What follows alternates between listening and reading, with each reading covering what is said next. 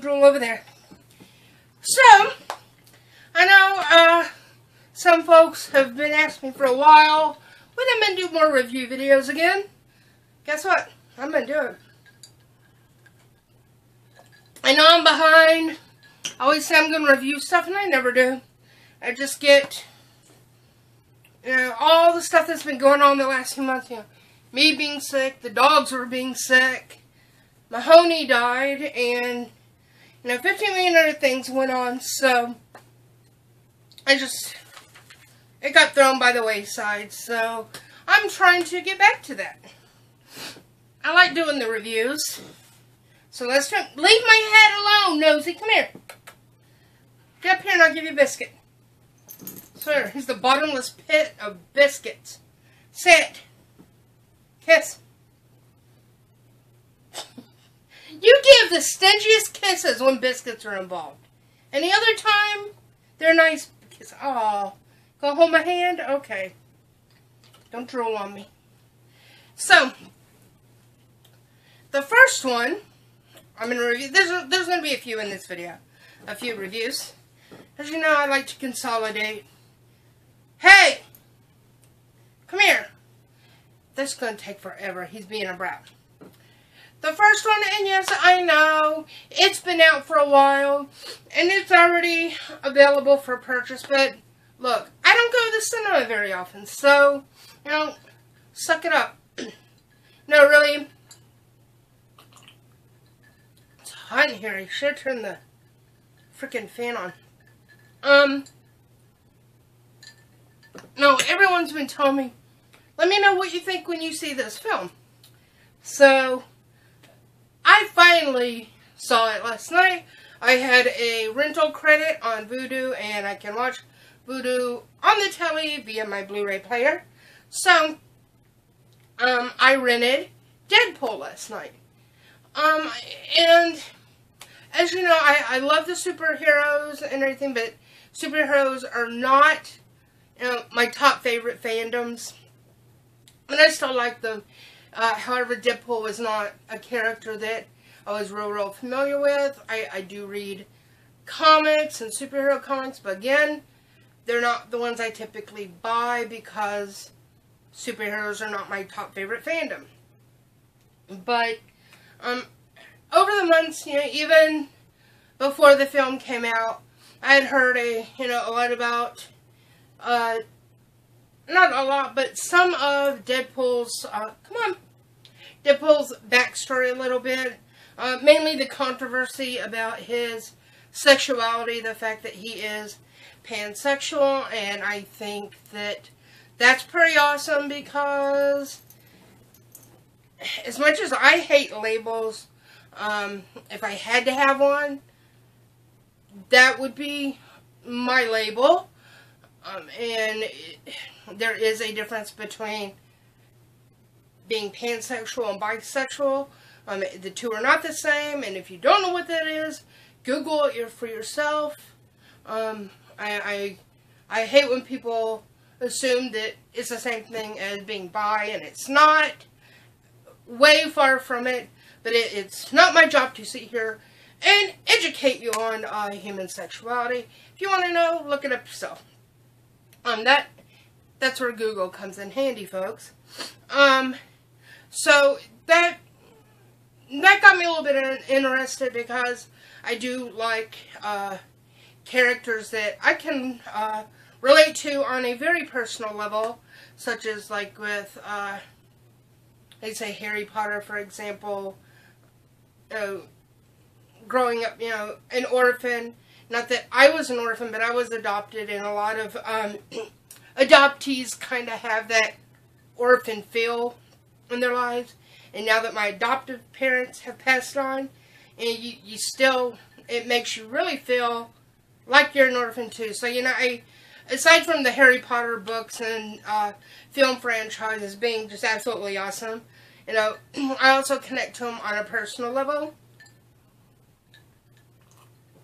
And having Asperger's, I tend to be attracted to film and TV characters that have some, similar traits. as with Temperance Brin on Bones, Sheldon Cooper on Big Bang Theory, Sherlock from Sherlock, Adrian Monk from Monk.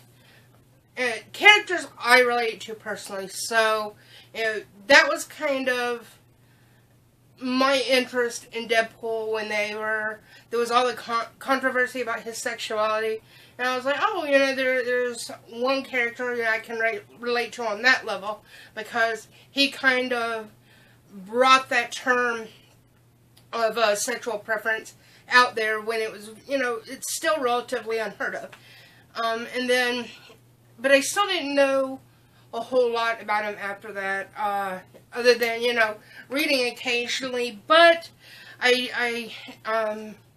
in watching the film last night, and he became how he became Deadpool, through trying to find a cure for his cancer, me having been through cancer 3 times, again, that pulled me in. Because when you're sick, you want to do what you can to stick around, and sooner that really, hit me on a way personal level as well. And I actually really, really like the film. I think I just might be a Deadpool fan now. I know I was selling some Deadpool items. I may not now, because I'm starting to really get into them. I still have the film available on Vudu for another day, so I may watch it again tonight. I love the opening credits. They are freaking hilarious. You don't get, the names like the producer, the director, the actors. It was like everybody's names was replaced by vulgarity. So-and-so asshat and douchebag. So that was freaking hilarious. The credits really got me. I was just dying laughing, in the first couple minutes as the credits were being played. But all through the film, even in the, really sad times, with him and his cancer diagnosis and everything, no matter how bad his situation got, he kept a sense of humor, and that's kind of how I got through a lot of my illnesses. You kind of gotta have a sense of humor, gotta, laugh it off, and be funny about it. That's how you get through hard times like that. So, it was a lot more gory and action type of film more than I expected, but I was definitely pleasantly surprised and absolutely loved it. I don't want to, I know there may be some people, a select few people out there, such as how I was, that had not seen it yet. So, this is a completely spoiler-free review of the things I'm talking about. So, I won't say anything about it in case anybody by chance hasn't seen it. But if you haven't, you should see it, because it was great. And I can absolutely understand why parents got a little upset taking their kids to it. But I mean, hello, it was an R-rated film, so, that should have been a big clue. My parents, personally, they would have absolutely taken me if I was a kid and I wanted to see it. I saw The Exorcist when I was 4 or 5 years old, so my parents did not shy away from letting me watch anything I wanted, because they taught me the difference between real and not real, and what's wrong and what's right. Yes, some language is bad, and we don't use it in certain company or certain public situations and whatnot. So I knew the difference. I was raised that way, so I could have handled that as a kid. I absolutely see, though, why parents might have been a little offended with their kids. But, don't take your kids to an R-rated film if you're that kind of parent that's going to have an issue with it. So, I would not say it's a kid-friendly film by far. So, but it was great. Check it out. I'm going to move on to 3 more. First, and I'm going to cover the next film, which will lead into a TV series, even though Their only connection is by name only. The first one is the Penny Dreadful Picture Show. Now, there is a TV series called Penny Dreadful, and it is not any connection to this at all. But I will discuss that in a minute. I got this DVD from Horror Pack. If you don't know who Horror Pack is, they're a monthly subscription service that for $20 you get 4 random DVDs, or for $25 you get 4 random Blu-rays a month. And then usually one of those DVDs or Blu-rays will be a combo pack. It's got like 2 to 3 films on one, so you're really getting a couple extra films in your box. And I'll put a link to their site in the description box below. Definitely check them out. They sent me 2 boxes for free. Absolutely very kind of them. They were very awesome. And that is where I got Penny Dreadful Picture Show from. Penny Dreadful, she lives like in this old rundown mansion / cinema. And she's got 2 or 3 dates that night, blind dates. And she lives with a werewolf and a werewolf type person and a zombie sort of type person, I believe.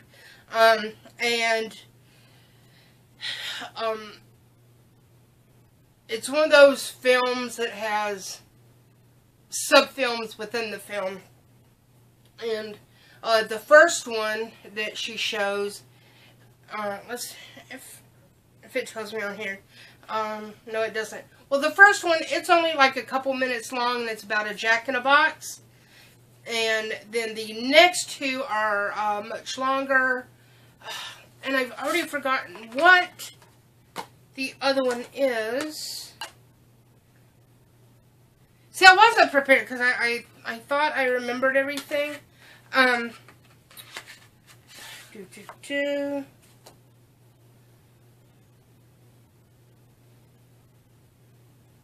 Trying to see from the pictures if I can remember.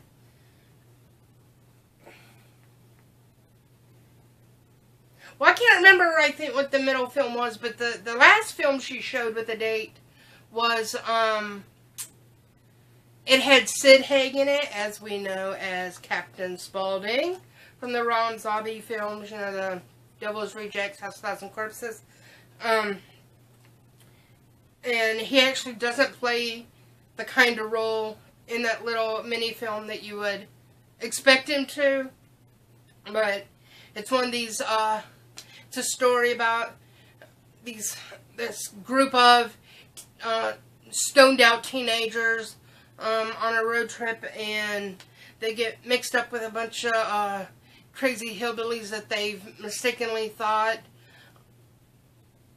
were the people they had heard on the news that were taking people like themselves and kidnapping and murdering and torturing them and whatnot. And so they turn the tables on this hillbilly family and end up torturing them. And then it just goes all to hell, and it's just not at all what you expect. And also Jeffrey Combs in it. You okay? But I wish I could remember what the second film was. It's making me absolutely crazy. I just watched this again recently. But if you haven't seen it, definitely check it out. I think it's hilarious. It's awful. It's awful in a good way. It's just one of those kind of like little guilty pleasure films. But I actually really, really liked it. So yeah. Which ties into my next review. I just started, because it just started back up, was Season 3 of Penny Dreadful. It is a Showtime series, and I really, really liked it. The first couple episodes in the first season are a little slow for me, but if you stick with it, it really picks up. I think it's absolutely amazing. They take all these horror and thriller literary characters such as, you know, Dracula and Frankenstein and Frankenstein's monster, and who else are they? I can't remember. There's just a ton of characters like this in the film, or in the series, and it's just a very dark, gothic sort of series, so I don't want to really get too much into it, because it's a very, very busy series. There's all these different stories going on, but they all cross paths, and it's just a really good series. Check it out. If you don't have Showtime, but if you have Hulu, you can subscribe to Showtime through Hulu. That's how I watched the first 2 seasons a few months ago, and in a couple weeks I'm going to sign back up for it just so I can watch the series, or this season's episodes, because it was really awesome. I've seen the first episode of this season.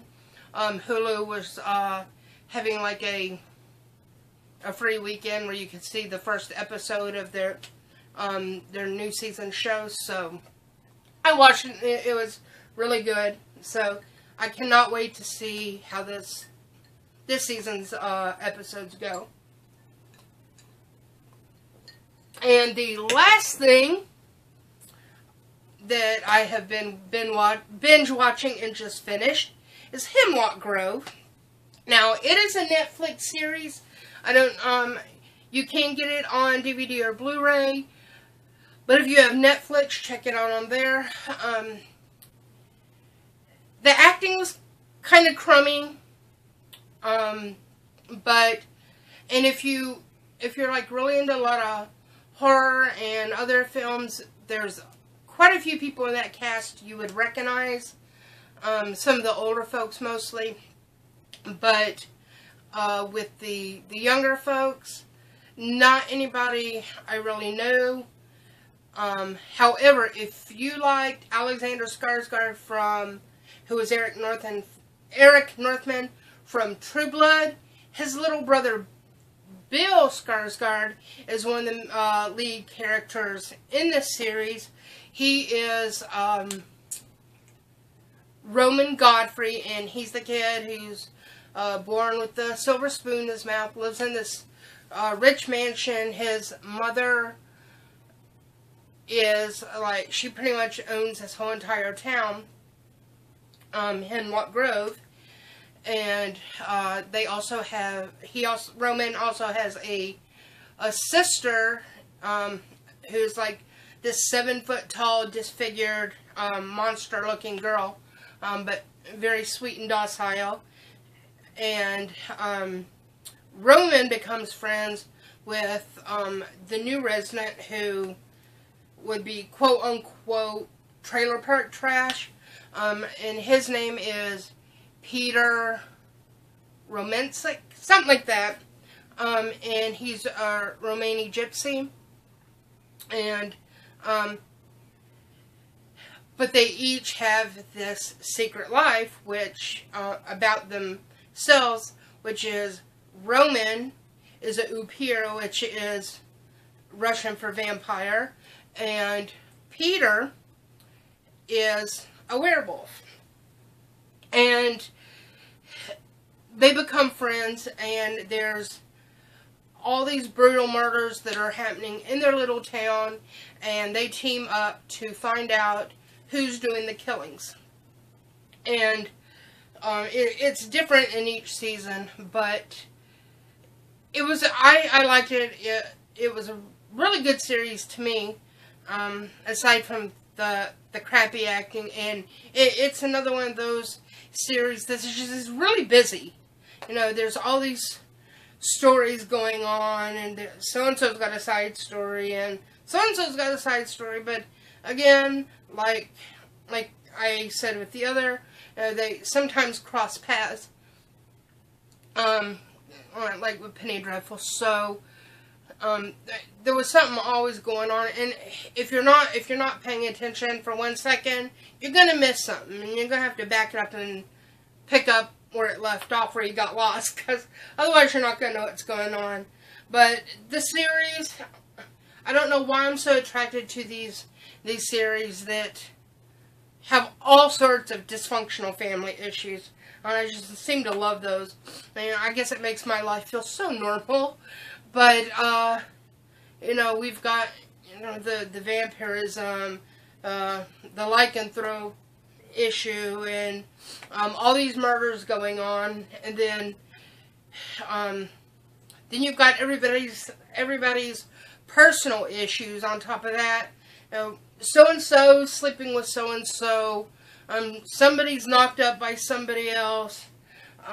There's statutory rape. There is incest. There, you know, it just goes on and on. It's so freaking bizarre, but I absolutely fell in love with the series. It is only 3 seasons long.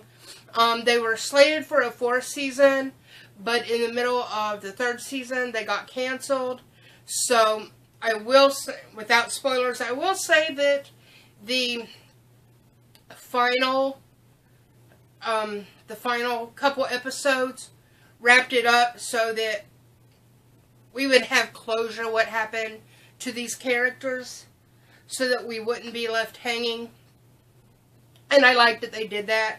You get series like Firefly that was canceled after the 1st season, and then they made Serenity, the Serenity film, to kind of add closure to that, which it still never really did.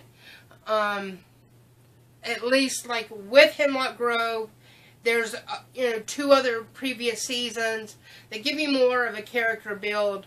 With Firefly, that didn't happen, so you're still left with, you know, without closure and wanting more. So I think Hemlock Grove did go out well, and it probably was good that they ended it at a 3rd season, because it's one of those series I could see where a lot of the situations could get overly repetitive. It's kind of like what's going on with Once Upon a Time. I love the series, but it's the same storyline over and over, with just different characters being thrown into the mix. But it's, you know, the same plot every single season. So I like how Hemlock Grove wrapped it up and put a pretty little bow on it at the end, so that, you know, you're not left hanging. And I absolutely loved how they did it. It was very classy that way. So, but if you have Netflix, absolutely check out Hemlock Grove. I thought it was an awesome series. It is, like I said, it was a little slow as well to kind of get into, but I stuck with it. I kind of get that feeling with a lot of the seasons of American Horror Story. But Hemlock Grove really pulled me in. I really, really liked it. So definitely check that out.